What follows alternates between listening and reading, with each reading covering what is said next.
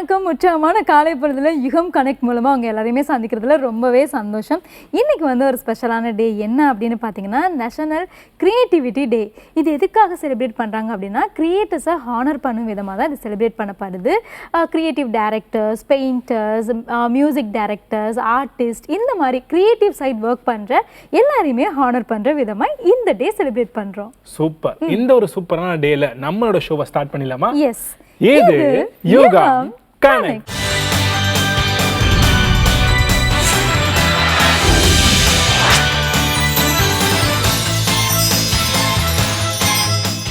சமைக்கவே தெரியாத லேடிஸ் கூட ஈஸியா சமைக்கிற மாதிரி நம்ம கிருத்திகாஸ் கிச்சன்ல பார்த்துட்டு இருக்கோம். இன்னைக்கு என்ன மாதிரியான ஃபுட் வந்து நம்ம பார்க்க போறோம்? எஸ், இன்னைக்குமே ரொம்பவே யூஸ்ஃபுல்லான, அது மட்டும் இல்லாம டேஸ்டியான ஒரு ஃபுட் ரெசிபி தான் நமக்காக கொண்டு வந்திருக்காங்க. வாங்க பார்க்கலாம். இது கிருத்திகாஸ் கிச்சன்.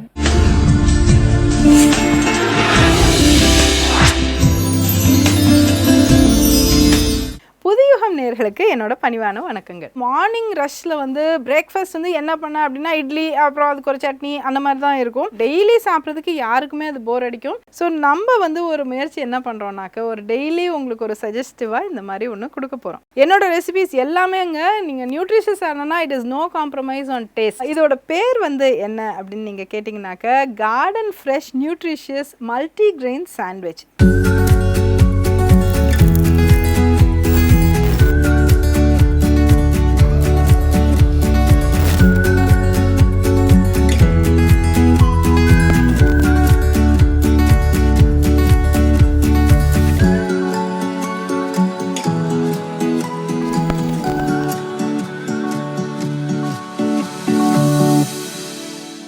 எல்லார் வீட்லையும் இருக்கக்கூடிய இன்க்ரீடியன்ஸ் தான் மல்டிகிரெயின் பிரெட், பாலக்கீரை, கியூக்கம்பர், தக்காளி, வேர்க்கடலை சட்னி, tomato sauce, mozzarella cheese. So நான் முதல்ல வந்து இந்த மாதிரி பாலக்கீரை எடுத்திருக்கேன். ஸோ இதை வந்து கொஞ்சம் சாப் பண்ணிக்கலாம். நம்ம ரஃப்பாகவே சாப் பண்ணிக்கலாம். நம்ம நியூட்ரிஷன் பாயிண்ட் ஆஃப் வியூவில் பார்த்தாலும் சரி, இந்த மாதிரி டயட்டிங் கான்செப்டில் பார்த்தாலும் சரி, பாலக்கீரை அப்படிங்கிறது வந்து லாட் ஆஃப் ஃபைபர் இருக்கக்கூடியது. ஸோ இப்போ இதுக்கு வந்து எண்ணெய் கொஞ்சம் ஆட் பண்ணிடுறோம். வெங்காயம்,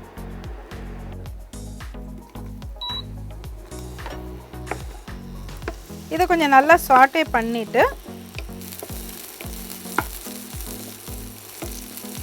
நல்ல ஒரு ரோஸ்டியாக வந்தாக்க ரொம்ப நல்ல வாசனையாக இருக்கும். இப்போ நம்ம எப்போ நீங்கள் வந்து ஒரு இன்க்ரீடியன்ட் பண்ணும்போது வெங்காயத்தோடையே நீங்கள் வந்து உப்பை ஆட் பண்ணிட்டீங்கன்னா அதோட சுவை வந்து ரொம்ப சூப்பராக இருக்குங்க. கீரை வந்து இவ்வளோ நிறைய இருக்குன்னு நிறைய உப்பு போட்டுறாதீங்க, லிமிட்டாக போட்டுருங்க. ஏன்னா கீரை அப்படியே டக்குன்னு ரெடியூஸ் ஆயிரும் வால்யூமில். ஸோ அதனால் வந்து அதை பார்த்து போட்டுக்கோங்க.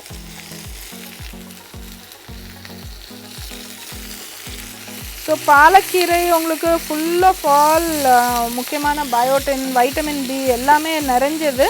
ப்ளஸ் பசி எடுக்க தன்மையும் நல்லா நிறைய நேரம் கழித்து உங்களுக்கு பசி எடுக்கும் இந்த சாண்ட்விச்சை சாப்பிட்டாக்க. இதுக்கு அடிஷ்னல் வாட்டர் வேண்டாம், ஜஸ்ட் இதோட ஓன் வாட்டர்ஸே போதும். அதுக்கு பூண்டு பிடிக்குங்கிறவங்க இதில் பூண்டையும் போட்டுக்கலாம். இது ஆல்மோஸ்ட் டன். இதை எடுத்து அப்படி கூலிங்க்கு வச்சுக்கோங்க இதை. ஸோ இப்போ வந்து மல்டிகிரெயின் பிரெட்டை வந்து நம்ம அதை பிளெயினாக எடுத்துக்காமல் இதை நம்ம டோஸ்ட் பண்ணி எடுத்துக்க போகிறோம். ஸோ அதுதான் இதில் ஒரு சின்ன ஒரு ட்விஸ்ட் அண்ட் ஹேக் ஒன்று to make the sandwich more tasty. இந்த என்டையர் ரெசிபிக்கு குக்கிங் ப்ராசஸ்ங்கிறது இந்த ஒன்று தான், இந்த பாலக்கீரை வதக்கிறது ஒன்று தான். ரிமைனிங் எல்லாமே ஃப்ரெஷ் இன்க்ரீடியன்ட்ஸ். இந்த மல்டிகிரெயின் பிரெட்டை வந்து நம்ம இதில் டோஸ்ட் பண்ணி எடுத்துக்க போகிறோம். ரொம்ப ஹார்டாக நம்ம டோஸ்ட் பண்ண போகிறதில்ல, ஜஸ்ட் ஒரு 1 அந்த ரேஞ்சுக்கு தான், ஜஸ்ட் ஒரு கிறிஸ்பினஸ் கொடுக்கறதுக்கு மட்டும்தான். ஸோ அதனால் அது வந்து லேசாக அதை வார்ம் ப்ளஸ் கிறிஸ்பி அவ்வளோதான் நம்ம ஆக்க போகிறோம். அதை இந்த அளவு போகிறோம். அதுக்கு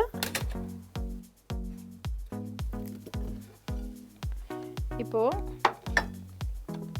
இது வந்து என்னென்னா, இந்த லேசாக நான் வந்து டொமேட்டோ சாஸ், சில்லி சாஸ், உங்கள் ஃபேவரட் சாஸ் என்னவோ நீங்கள் ஆட் பண்ணிக்கோங்க. லேசாக அதை ஆட் பண்ணிடலாம். அதை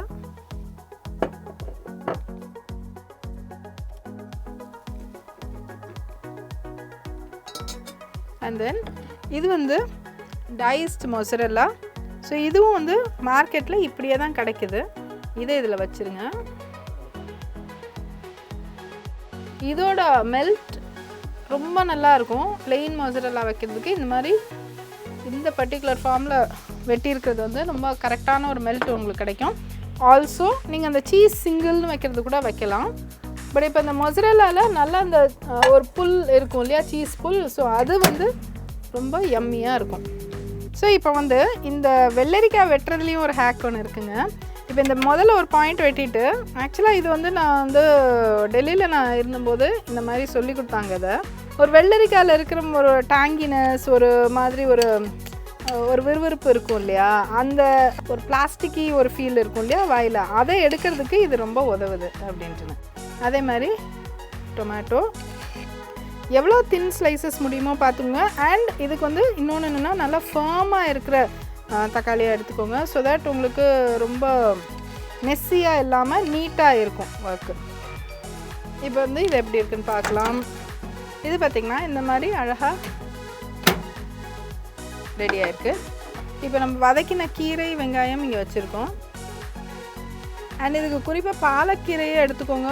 இனி கீரை கொஞ்சம் அது செட் ஆகாது. பாலக்கீரை ரொம்ப ரொம்ப அருமையாக இருக்கும் உங்களுக்கு. அதுக்கப்புறம் தக்காளி, வெள்ளரிக்காய் எவ்வளோ வேணுமோ எடுத்துக்கலாம் அதுக்கு.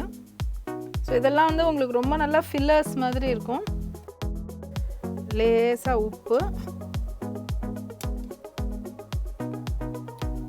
அண்ட் தென் இந்த ஹாஃபையும் இப்படி இது மேலே வச்சிடலாம். ஸோ இது ரொம்ப ரொம்ப ஒரு யம்மியான ஒரு சாண்ட்விச் வந்து உங்களுக்கு ரெடி. ரொம்ப சூப்பராக இருக்கும் அண்ட் சுவையாக இருக்கும். கட்டாயம் இதை you should try it today. இப்போ இதை வந்து எப்படி பிளெயினாக சாப்பிட்லாம் அப்படின்னு உங்களுக்கு தோணும் போது இதுக்கு நான் ரெடியாக நான் வந்து நம்ம ஊர் பீனட் சட்னி, வேர்க்கடலை சட்னி வச்சு இதை நீங்கள் தொட்டு சாப்பிட்டீங்கனாக்க தேவாமிரதமாக இருக்குது அப்படின்னு சொல்கிற மாதிரி இருக்குங்க. கட்டாயம் செஞ்சு பாருங்கள். உங்கள் ஃபீட்பேக் எனக்கு ரொம்ப ரொம்ப முக்கியம். நன்றி, வணக்கம். We'll meet again with another yummy recipe. இன்னைக்கு நம்ம இனியவை இன்று செக்மெண்ட்ல என்ன பார்க்க போறோம்? இன்னைக்கு டாக்டர் உஷா நந்தினி இம்ப்ளான்டேஷனை சப்போர்ட் பண்ணுற ஃபுட்ஸ் பற்றி தான் சொல்ல போகிறாங்க. வாங்க அவங்க என்ன சொல்கிறாங்க அப்படின்றத பார்த்து தெரிஞ்சுக்கலாம்.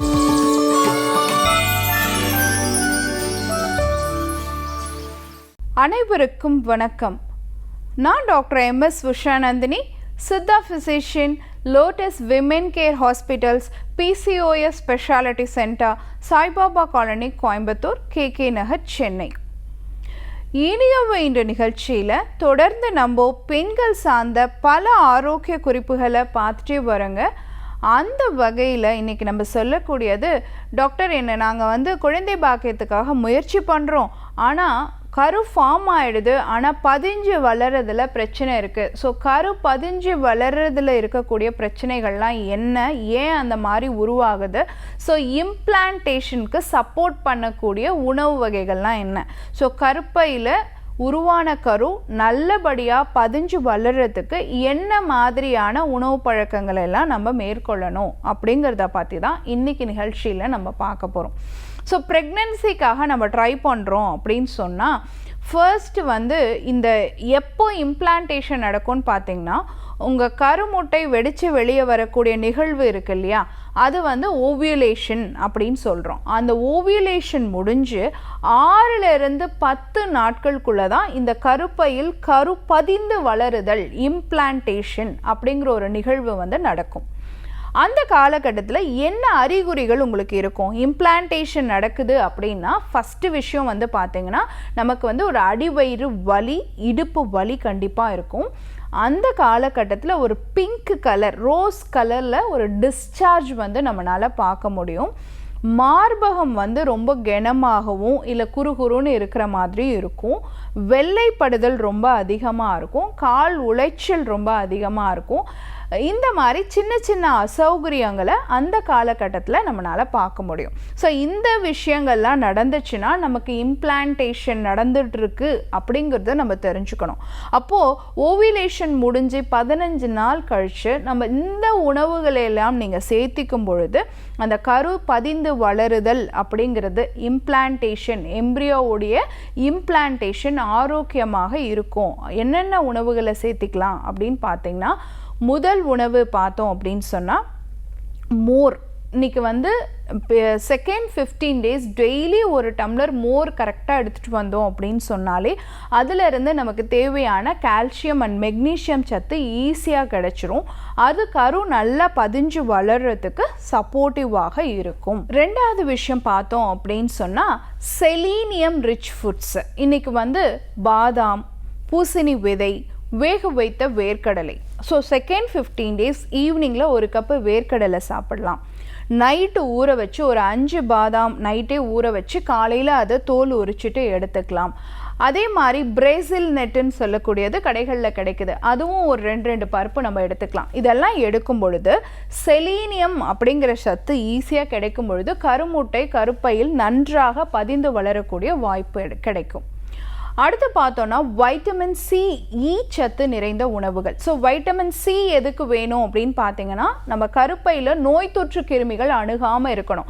ஏற்கனவே எனக்கு ஒரு அபார்ஷன் நடந்திருக்கு டாக்டர், ஏற்கனவே எனக்கு டியூபல் பிளாக் இருந்திருக்கு அப்படிங்கிறவங்க கர்ப்பமாகும் பொழுது அந்த கரு பதிந்து வளர்றதுல பிரச்சனை வரும். ஸோ அந்த நோய் தொற்று கிருமிகள் அணுகாமல் இருக்கிறதுக்கு அந்த 2வது 15 நாள் வந்து டெய்லி ஒரு பெரிய நெல்லிக்காய் எடுத்துக்கலாம், இல்லைன்னா வந்து ஆரஞ்சு பழம் வாரம் ஒரு நாள் விட்டு ஒரு நாள் எடுத்துக்கலாம். அந்த மாதிரி எடுக்கும் பொழுது நமக்கு வைட்டமின் சி சத்து கிடைக்கும் பொழுது நோய் தொற்று கிருமிகள் அணுகாம கரு நல்லா பதிஞ்சு வளர்றதுக்கு சப்போர்ட்டிவா இருக்கும். அடுத்து பார்த்தோம்னா விட்டமின் இ நிறைந்த உணவுகள். நமக்கு எல்லா எண்ணெய் வித்துக்கள்லையும் விட்டமின் இ இருக்கு. விட்டமின் இக்கு இன்னொரு பேர் வந்து ஆன்டி ஸ்டெரிலிட்டி விட்டமின் அப்படின்னே சொல்றோம். குடைமிளகாயில் இது நமக்கு ஈஸியாக கிடைக்கும். ஸோ அந்த 2வது 15 நாள் கொஞ்சம் நம்ம குடைமிளகாயை வந்து அன்றாடம் உணவில் சேர்த்தும் பொழுது இந்த கரு நல்லா பதிஞ்சு வளர்றதுங்கிறது ஈஸியாக நடக்கிறதுக்கான வாய்ப்புகள் இருக்குது. நம்ம எடுத்துக்க வேண்டிய இன்னொரு காய்கறி அப்படின்னு பார்த்தீங்கன்னா பீட்ரூட். ஏன்னா அந்த கரு பதிஞ்சு வளரணும்னா அந்த தாய்க்கும் அந்த கருவுக்குமான உறவு வந்து நல்லபடியாக இருக்கணும் இல்லையா? ஸோ பிளட் நல்லா போகணும். ஸோ அந்த பிளட் ஃப்ளோவை இன்க்ரீஸ் பண்ணுறதுக்கு நமக்கு தேவையான ஒரு சத்துன்னு பார்த்தீங்கன்னா நைட்ரிக் ஆக்சைடு. இந்த நைட்ரிக் ஆக்சைடு அதிகமாக இருக்கக்கூடிய ஒரு காய்கறி வந்து பீட்ரூட். ஸோ இந்த மாதிரி நமக்கு ஒரு வேளை அந்த பிங்கிஷ் டிஸ்சார்ஜ் இருக்குது, நம்ம கருத்தரிக்கிறதுக்கான வாய்ப்பு இருக்குது அப்படிங்கிற சிம்டம்ஸ் இருக்கவங்க கொஞ்சம் நீங்கள் பீட்ரூட்டை வந்து பொரியலாக எடுத்துக்கோங்க, ஜூஸாக எடுத்துக்காதீங்க, பொரியலாக எடுத்துக்கோங்க. அந்த மாதிரி எடுக்கும் பொழுது அந்த கருவுக்கு போகக்கூடிய ரத்த ஓட்டம் சீராக இருக்கும். இதனால் கரு நல்லா பதிஞ்சு வளர்கிறதுக்கான சான்சஸ் இருக்குது. அந்த காலகட்டத்தில் நமக்கு மன அழுத்தம் ரொம்ப அதிகமாக இருக்கும். ஏன்னா பீரியட்ஸ் வந்துடக்கூடாது அப்படின்னே நம்ம நினச்சி கவலைப்பட்டு பீரியட்ஸை வரவழைச்சிருவோம். ஸோ அந்த விஷயங்கள் எல்லாம் நடக்காமல் இருக்கிறதுக்கு சின்னதாக ஒரு மெடிடேஷன், ஒரு மூச்சு பயிற்சி, ஒரு சின்ன எக்ஸசைஸ் கண்டிப்பாக நம்ம செய்யணும். இந்த 2வது 15 நாள் எடுக்கக்கூடாத உணவுகள்னு நமக்கு தெரியும். ஆல்ரெடி நம்ம இதை பற்றி பேசியிருக்கோம், காஃபி இதெல்லாம் சாப்பிடக்கூடாதுன்னு.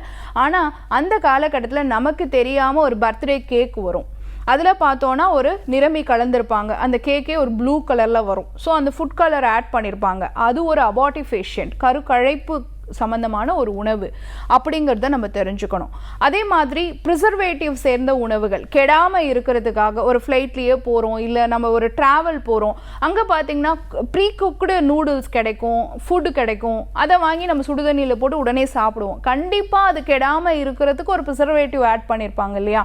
ஸோ அதனால் கருக்கழைப்பு நடக்கிறதுக்கான வாய்ப்பு இருக்குது, கரு இறங்கிடும் அப்படிங்கிறதுக்கான வாய்ப்பு இருக்குது. ஸோ இதெல்லாம் தவிர்க்கணும். ஸோ என்ன உணவுகளை நம்ம சேர்த்திக்கணும் அப்படிங்கிற மாதிரியே என்ன உணவுகளை நம்ம தவிர்க்கணும் அப்படிங்கிறத நம்ம தெரிஞ்சுக்கணும். ஸோ கருப்பையில் கருமுட்டை நன்றாக பதிந்து வளர வைட்டமின் சி சத்து நிறைந்த உணவுகள், வைட்டமின் இ சத்து நிறைந்த உணவுகள், செலீனியம் நிறைந்த உணவுகள், கீரை வகைகள், வெள்ளரிக்காய் ஜூஸு, இந்த மாதிரியெல்லாம் நம்ம அந்த 2வது 15 நாள் எடுத்துக்கிட்டு மனதை ஆரோக்கியமாக வச்சுக்கிறதுக்கு சின்ன தியான பயிற்சி, யோக பயிற்சியை பண்ணிட்டு ஆரோக்கியமான உணவு முறையை மேற்கொண்டாலே ஈஸியாக நம்மளால் கருத்தரிக்க முடியும். அது ஆரோக்கியமான கர்ப்பமாகவும் இருக்கும் அப்படிங்கிறத நீங்கள் தெரிஞ்சிட்டு இருப்பீங்க.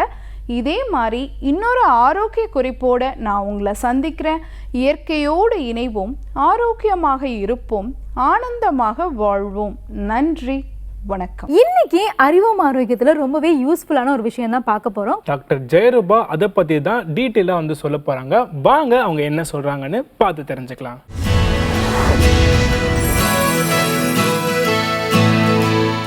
காலை வணக்கம். நான் ஸ்ரீவர்மா மருத்துவமனையிலிருந்து மருத்துவர் ஜெயரூபா. இந்த நாள் இனிய நாளாக அமைய என்னுடைய மனமார்ந்த வாழ்த்துக்களும் பிரார்த்தனைகளும். சுளுக்கு உண்டாகிறது, திடீர்னு வந்து தடுக்கி விழுகிறதுனால லிகமெண்ட் டியர் இருக்கிறது. ஸோ இந்த மாதிரி பிரச்சனைகள் வந்து எதனால் ஏற்படுறது, இதற்கு இயற்கையான முறையில் வீட்டில் இருந்தபடியே என்னெல்லாம் செய்யலாம், அதை பற்றி நம்ம இன்றைக்கி பார்க்க இருக்கிறோம்.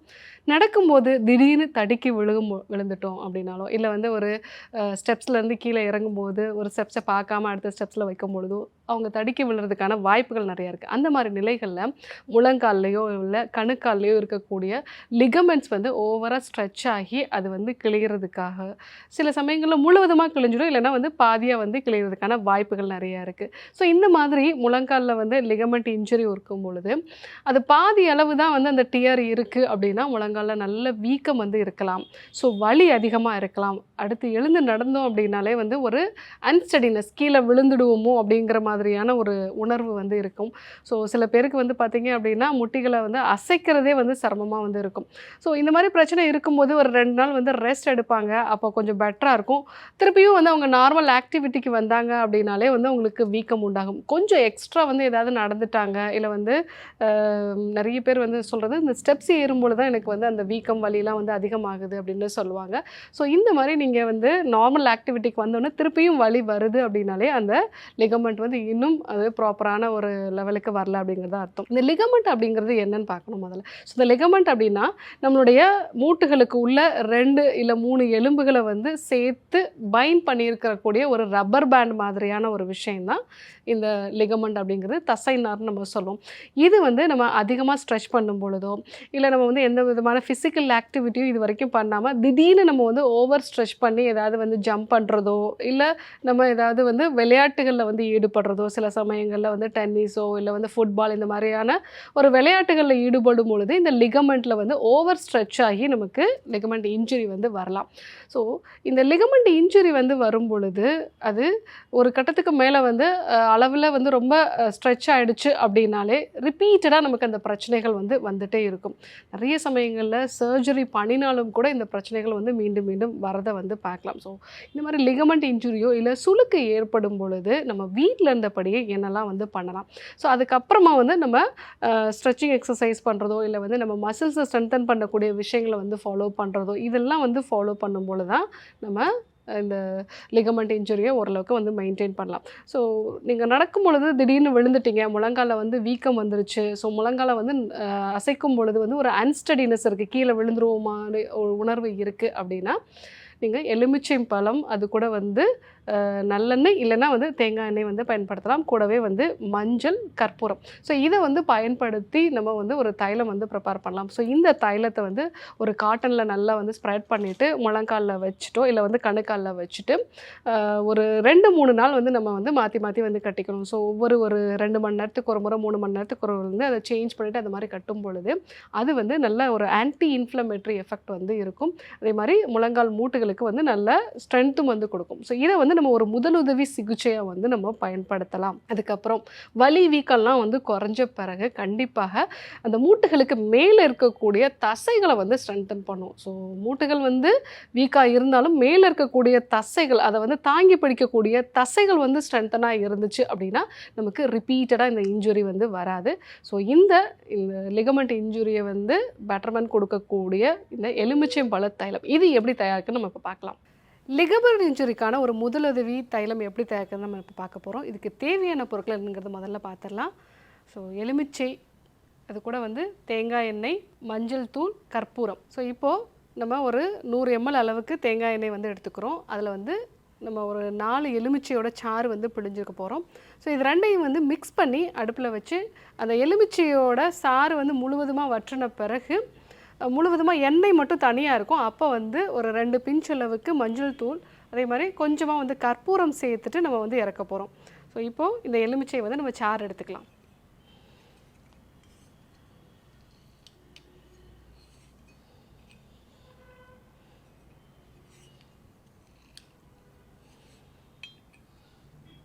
இப்போ 100 ml அளவுக்கு நம்ம தேங்காய் எண்ணெய் வந்து சேர்த்துருக்கோம். இது கூட 4 எலுமிச்சையோட சாறு, இது ரெண்டையும் வந்து மிக்ஸ் பண்ணிக்கலாம். மிக்ஸ் பண்ணிவிட்டு நம்ம இப்போ அடுப்பை வந்து ஆன் பண்ணலாம். அடுப்பை ஆன் பண்ணி கொஞ்சம் எண்ணெய் சூடான பிறகு அந்த எலுமிச்சையோட சாறு வந்து கொஞ்சம் கொஞ்சமாக வெளியில் வர ஆரம்பிக்கும். ஸோ முழுவதுமாக அந்த சாறு வந்து இப்போ வற்றணும்.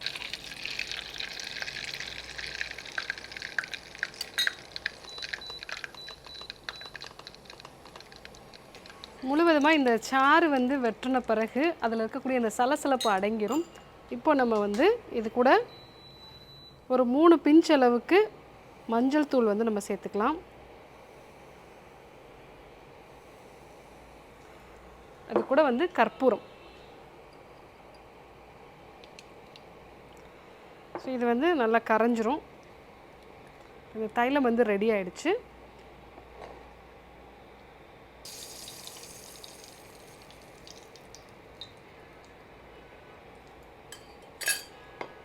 இதை அடிப்பட்ட உடனே லைட்டாக ஒரு வீக்கம் வரும்பொழுது இந்த எண்ணெயை வந்து நம்ம ப்ரிப்பேர் பண்ணி தடவிக்கலாம். ஸோ இந்த எண்ணெயை 2 நாளைக்கு ஒரு முறை ப்ரிப்பேர் பண்ணுறது நல்லது. அப்பப்போ ஃப்ரெஷ்ஷாக நம்ம ப்ரிப்பேர் பண்ணி நம்ம யூஸ் பண்ணோம் அப்படின்னா இதனுடைய எஃபெக்ட் ரொம்பவே நல்லா இருக்கும்.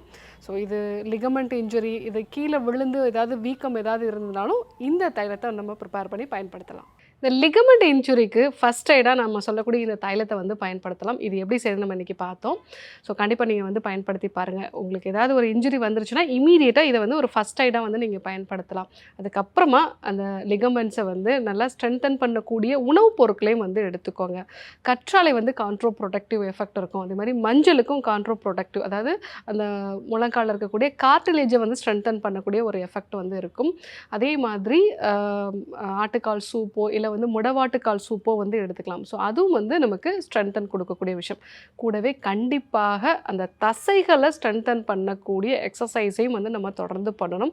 ஸோ ஒருவேளை நம்ம எழுந்து நடக்கும்போது ஒரு அன்ஸ்டடினஸ் இருந்தது அப்படின்னா தேவையான சப்போர்ட் எடுத்துக்கிறது நல்லது.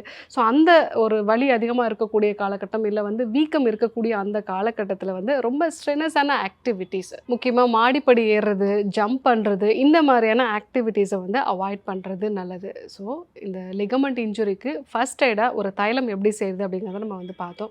ஸோ கண்டிப்பாக பயன்படுத்தி பாருங்கள். அதே மாதிரி உங்களுக்கு முழங்காலில் வந்து வலியோ வீக்கமோ வேறு சில காரணங்களால், முக்கியமாக வந்து மூட்டு தேய்மானம் இருக்கிறதுனாலையோ இல்லை வந்து நான் இன்றைக்கி எக்ஸ்ட்ரா வந்து நடந்துட்டேன், இன்றைக்கி வந்து கொஞ்சம் கோயிலுக்கு போனேன், எக்ஸ்ட்ரா நடந்தேன், இந்த மாதிரி ஏதாவது வந்து எக்ஸ்ட்ரா ஆக்டிவிட்டி பண்ணதுனால உங்களுக்கு முழங்காலில் வலியோ வீக்கமோ இல்லை வந்து கணுக்காலில் வலியோ இருந்துச்சுன்னா கண்டிப்பாக இந்த தைலத்தை வந்து பயன்படுத்தும் போது அங்கே இருக்கக்கூடிய வலி வீக்கம் இது ரெண்டையுமே வந்து இது குறைக்கும். ஸோ பயன்படுத்தி பாருங்கள். இன்றைக்கி இந்த லிகமெண்ட் இன்ஜுரி எதனால் ஏற்படுறது, இதற்கு ஃபஸ்ட் எய்டாக நம்ம ஒரு தைலம் எப்படி ப்ரிப்பேர் பண்ணுறது, இதுக்கப்புறமா என்னென்னலாம் வந்து நம்ம பண்ணணும் அப்படிங்கிற விஷயங்களும், என்னென்ன உணவுப் பொருட்கள்லாம் எடுத்துக்கணும், இந்த விஷயங்கள் எல்லாமே நம்ம பார்த்தோம். இதே போன்று ஒரு நல்ல தகவலோடு உங்களை சந்திக்கிறோம். நன்றி, வணக்கம். நம்ம ரிஸ்கோமீட்டர்ல நிறைய ஃபினான்ஷியல் டிப்ஸ் வந்து பார்த்துட்டு இருக்கோம். இன்னைக்கு டாக்டர் நாராயணன் நமக்காக என்ன டிப்ஸ் கொண்டு வந்திருக்கார்? எஸ், இன்னைக்கு ஸ்டாக் மார்க்கெட் ட்ரேடிங்கை பற்றி தான் பார்க்க போகிறோம். வாங்க அவங்க என்ன சொல்கிறாங்கன்றதை கேட்டு தெரிஞ்சுக்கலாம்.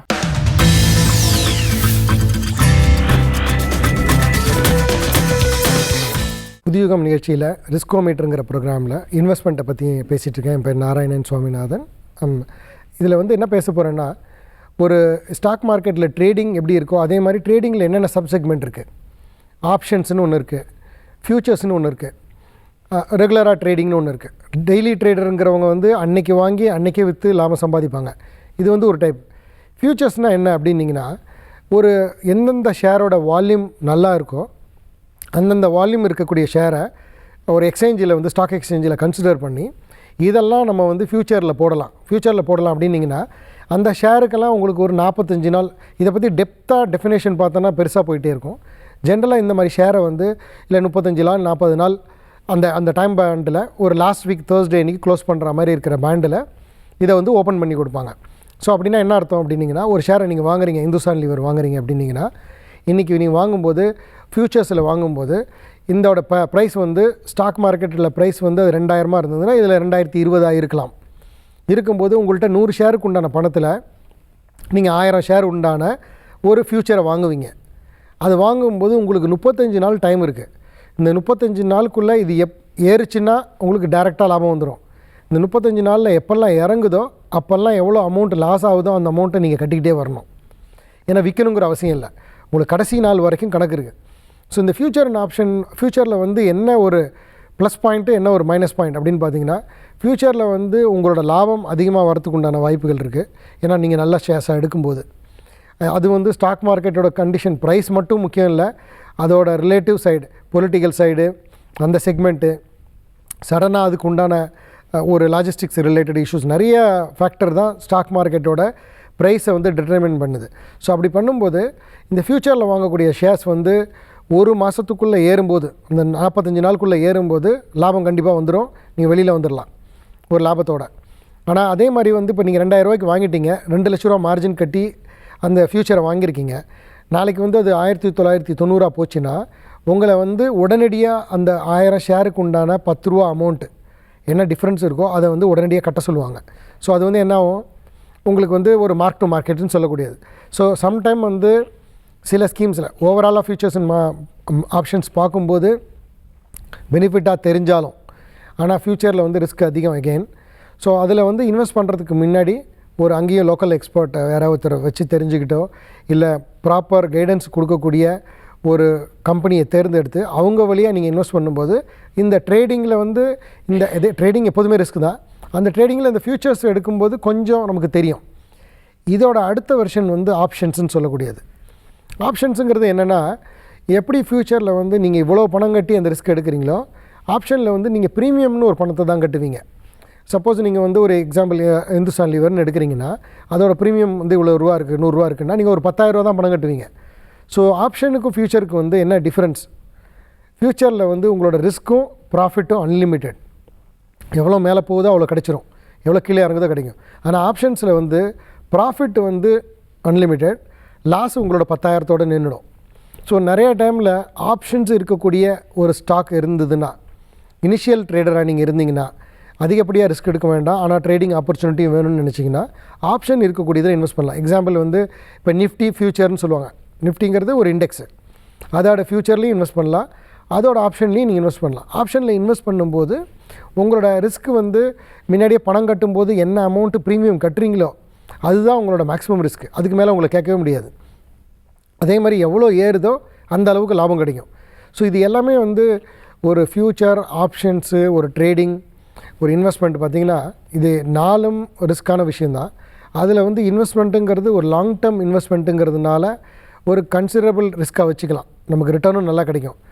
அதுக்கு அடுத்து ட்ரேடிங், டே ட்ரேடிங்கிறது வந்து உங்களுக்கு ப்ரெஷர் ரொம்ப ஹையாக இருக்கும், இம்மீடியட்டாக விற்கணுங்கிற மாதிரி வரும், எவ்ரி மினிட் பார்த்துக்கிட்டே இருக்கணும், ஸ்டாப் லாஸ் ட்ரிகர் ஆகாமல் பார்த்துக்கணும், அப்பர் சைடும் கரெக்டாக நீங்கள் க்ளோஸ் பண்ணணும். ஃப்யூச்சர்ஸ் பார்த்திங்கன்னா அந்த ஒரு மாதம் வரைக்கும் டைம் இருந்தாலுமே அதோடய ஃப்ளக்சுவேஷன்ஸ் ரொம்ப அதிகமாக இருக்கும். எக்ஸாம்பிள் நீங்கள் 2000 ரூபாய்க்கு ஷேர் வாங்கும்போது நீங்கள் வந்து உங்களோட ஷேர் வந்து 1800 ரூபா வந்துடலாம் சடனாக, நீங்கள் அப்போ கட் பண்ண மாட்டீங்க. கட் பண்ணிங்கன்னா உங்களுக்கு ஸ்ட்ரெயிட்டாக 2 லட்ச ரூபா போயிடும். ஸோ அப்போ வெயிட் பண்ணுவீங்க, அதே அளவுக்கு உங்களுக்கு ரிஸ்க்கும் இருக்குது. ஸோ இது எல்லாமே வந்து உங்களோட ரிஸ்க் ஓரியன்ட் ஒரு இன்வெஸ்ட்மெண்ட். ஸோ பேங்கிங் இன்வெஸ்ட்மெண்ட்டை விட ஸ்டாக் மார்க்கெட் இன்வெஸ்ட்மெண்ட்டுங்கிறது ஹையஸ்ட்டு ரிஸ்க் ஓரியன்ட், ஹையஸ்ட் ரிட்டர்னும் வரக்கூடியது. இதே மாதிரி மேலும் நிறைய விஷயங்களை பார்க்கலாம். நன்றி, வணக்கம். நம்ம பிருந்தா டூர் செக்மெண்ட்ல நிறைய இடத்துக்கு வந்து நம்மள டூர் கூட்டு போயிருக்காங்க. இன்னைக்கு எந்த இடத்துக்கு கூட்டு போறாங்க, இன்னைக்கு என்ன இடத்துக்கு கூட்டு போறாங்கன்ற அதே கியூரியாசிட்டியோட தான் நானும் இருக்கேன். வாங்க போய் பார்த்து தெரிஞ்சுக்கலாம். ஹாய், ஹலோ, வணக்கம், வெல்கம் டு தி ஷோ. நான் உங்கள் பிருந்தா. எல்லாரும் ரொம்ப சூப்பராக இருக்கீங்கன்னு நினைக்கிறேன். இதே சூப்பர் மூடோட உங்களை ஒரு எக்ஸைட்டிங்கான ஒரு பிளேஸ்க்கு கூட்டிகிட்டு போக போகிறேங்க. ஒரு இன்ஃபர்மேஷன் ரிலேட்டடான இடத்துக்கு தான் இன்றைக்கி கூட்டிகிட்டு போக போகிறேன். அது என்ன இடம் அப்படிங்கிறது ஒரு சஸ்பென்ஸாக தான் இருக்க போகுது. வாங்க எந்த இடம்ங்கிறத போய் பார்த்துடலாம்.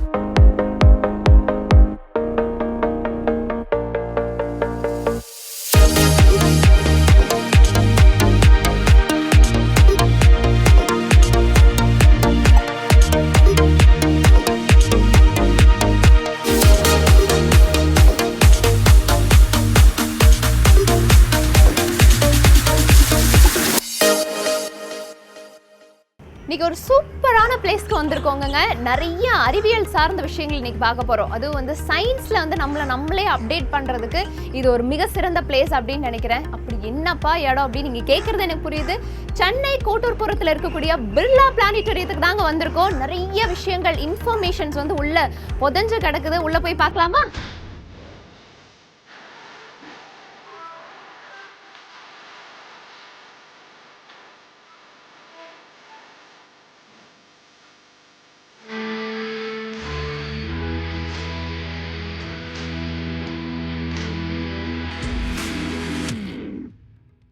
பார்த்துட்டு இருக்கிறது பிரம்மோஸ் மிசைல். ரொம்ப அழகா ஒரு சில்வர் கோட்டிங் கொடுத்து வந்து பிரம்மோஸ் மிசைல் வந்து வச்சிருக்காங்க. ஸோ இது எப்படி உருவாச்சு அப்படிங்கிற ஒரு ஹிஸ்ட்ரி அண்ட் வந்து எப்படி லான்ச் பண்ணணும், என்ன மாதிரி ஸ்ட்ராட்டஜிஸ்லாம் ஃபாலோ பண்ணணும் அப்படிங்கிறதுக்கு ஒரு அழகான டீடைல்டு டிஸ்கிரிப்ஷனை வந்து உங்களுக்காக வந்து வச்சிருக்காங்க. மோஸ்ட்லி இந்த சயின்டிஸ்ட் ஆகணும் அப்படின்னு விரும்புறாங்க பார்த்தீங்களா, அந்த மாதிரி குழந்தைங்க வந்து இங்கே கூட்டிட்டு வந்தீங்க அப்படின்னா கண்டிப்பா உங்களுக்கு ஒரு யூஸ்ஃபுல்லா இருக்கும். நீங்களும் வந்து அவங்களுக்காக செய்ய வேண்டிய ஒரு சில விஷயங்கள் இருக்கும், அதையும் நிறைவேற்றின மாதிரியும் இருக்கும். அண்ட் ரொம்ப பியூட்டிஃபுல்லா இங்க வந்து கொடுத்துருக்காங்க. அண்ட் இன்னொரு விஷயம் பார்த்தீங்கன்னா மொபைல் ஆட்டோனமஸ் லான்ச்சரும் வச்சிருக்காங்க. மொபைல் ஆட்டோனமஸ் லான்ச்சர்ல வந்து எப்படி யூஸ் பண்ணி அதை வந்து மிசைலுக்கு வந்து கொண்டு போய் அதை எப்படி லான்ச் பண்றாங்கங்கிற ஒரு குட்டி ஹிஸ்டரியே வந்து இந்த இடத்துல ரொம்ப அழகா கொடுத்துருக்காங்க. நீங்க பாத்தீங்கன்னா உங்களுக்கு தெரியும். பிர்லா பிளானிட்டோரியத்துல ஒரு சூப்பரான கலர்ஃபுல்லான மேத் லேபும் வச்சிருக்காங்க. ஸோ இதை பார்க்கும்போது எப்படி இருக்குன்னா குழந்தைங்களாம் ஜாலியா விளையாடிட்டே படிக்கிற மாதிரி ஒரு செட்டப்ல வந்து வச்சிருக்காங்க. உள்ள போய் பார்க்கலாமா?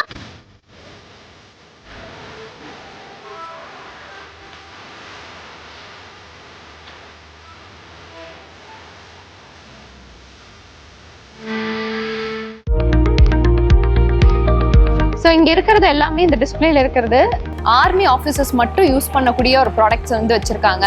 ஹெர்பல் டீ, கேப்சியூல்ஸ், அப்புறம் பிரெயின் ரிலீஃப் ஸ்ப்ரேஸ் அப்படின்னு சொல்லி எல்லாத்தையுமே வந்து நமக்காக டிஸ்பிளேல வச்சுருக்காங்க. ஸோ அதில் இருக்கக்கூடிய அந்த சிம்பிள் கூட நீங்கள் பார்த்தீங்கனாலே உங்களுக்கு தெரியும். ஸோ டிஃபென்ஸ் டிபார்ட்மெண்ட்டில் ஆர்மி ஆஃபீஸர்ஸ் யூஸ் பண்ணுற ப்ராடக்ட்ஸை அழகாகவே வந்து டிஸ்பிளேக்கு இங்கே வச்சுருக்காங்க. பிர்லா பிளானிட்டோரியத்தில் நெக்ஸ்ட் நம்ம பார்க்க போகிறது ஹார்ட் கேலரி.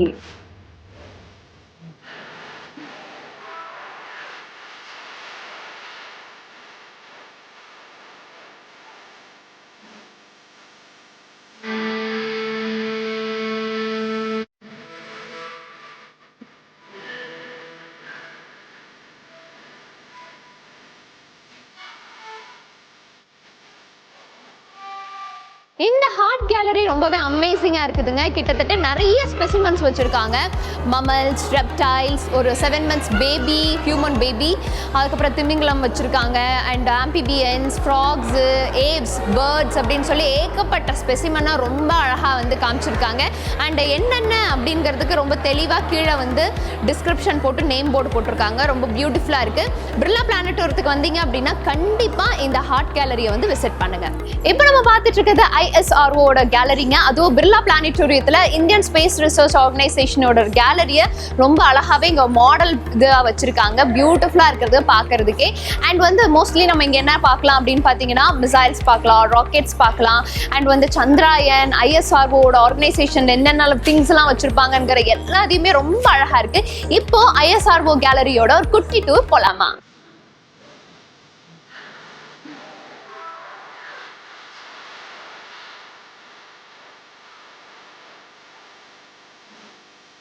இப்போ நம்ம எந்த இடத்துல கரெக்டாக இருக்கோம்னு பார்த்தீங்கன்னா பெரியார் சயின்ஸ் அண்ட் டெக்னாலஜி சென்டரில் தாங்க இருக்கோம். ரொம்ப அமேசிங்காக இருக்குது இந்த பிளேஸ். பார்த்தீங்கன்னா உள்ளே போய் பார்த்தா டிரான்ஸ்போர்ட் கேலரி அப்படின்னு சொல்லி ஒரு இடம் இருக்கிறதா சொல்கிறாங்க. அதில் வந்து அந்த காலத்தில் யூஸ் பண்ண பஸ், டிராக்டர்ஸ், 2 wheelers எல்லாமே உள்ளே வந்து கரெக்டாக பார்ட்டாக வச்சுருக்கிறதா சொல்கிறாங்க. உள்ளே போய் ஒரு கிளான்ஸ் பார்த்துட்டு வந்துடலாமா?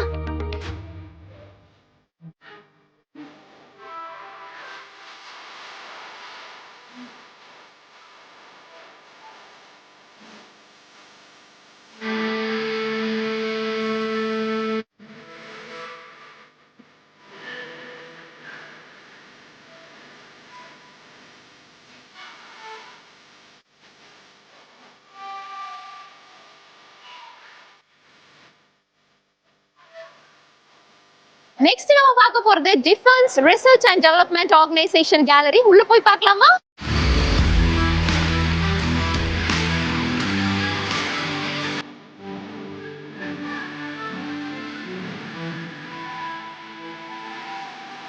இன்னைக்கு நிறைய சயின்ஸ் சார்ந்த விஷயங்களை வந்து பார்த்துருந்தோம். ரொம்ப யூஸ்ஃபுல்லாகவும் இருந்தது. அண்ட் இந்த சம்மர் ஹாலிடேஸில் உங்கள் குழந்தைங்களை கூட்டிகிட்டு வாங்க, நிறைய விஷயங்களை பார்த்து அவங்களும் தெரிஞ்சுப்பாங்க.